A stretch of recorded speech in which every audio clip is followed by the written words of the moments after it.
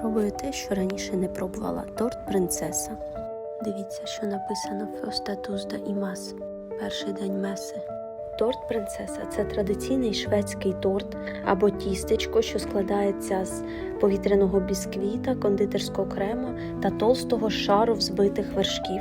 Зверху покритий слоєм марципана, що робить його округлим та гладеньким.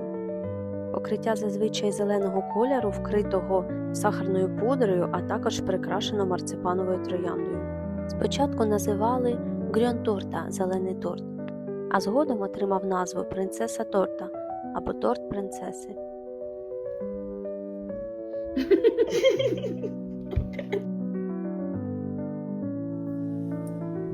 Ось це бісквіти, тут ягідна пропитка, а це все взбиті вершки. Таке дуже приторне.